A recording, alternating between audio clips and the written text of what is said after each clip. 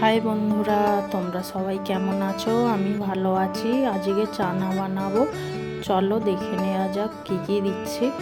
দেখো নিয়েছি মটর কড়াই, ছোলা কড়াই। এখন প্রেসার কুকারের মধ্যে মটর কড়াই ভেজানোগুলো দিয়ে দিচ্ছি। দিয়ে দেবো পরিমাণ মতো জল, আর একটু নুন, আর একটু হলুদ গুঁড়ো।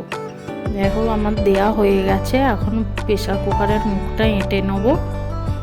এঁটে নিয়ে এবার গ্যাসের মধ্যে বসিয়ে দেবো। এখন আমি গ্যাসের মধ্যে বসিয়ে দিয়েছি। এবার আমার প্রেসার কুকারের দুটো সিটিও পড়ে গেছে। দেখো এবার নামিয়ে নেবো। এবার কড়ার মধ্যে দিয়ে দিয়েছি শুকনো লঙ্কা। লঙ্কাগুলো একটু ভেজে নেবো ভালো করে। ভেজে নেওয়া হয়ে গেলে এটা নামিয়ে নেবো। দেখো আমার লঙ্কাটা ভাজা হয়ে এসেছে। এবার লঙ্কাগুলো আমি নামিয়ে নেবো। এর মধ্যে দিয়ে দেবো জিরেটাও ভেজে নেবো। এরপর এগুলোকে ভালো করে ভেজে পাউডার করে নেবো ভালো করে। দেখো আমার জিরেটাও ভাজা হয়ে এসেছে। এবার এগুলোকেও নামিয়ে নেবো। এটাকে গুঁড়িয়ে নেবো গরম থাকা অবস্থায়।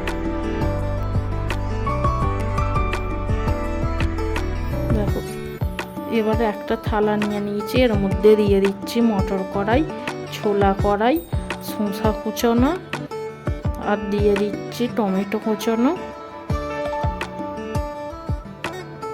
এবার এর মধ্যে দিয়ে দিচ্ছি একটু নুন,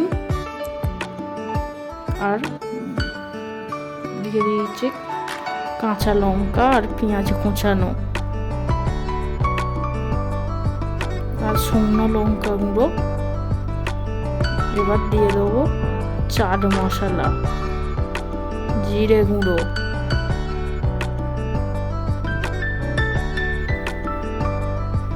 দেখো এটা চাট মশলা দিয়ে দিয়েছি।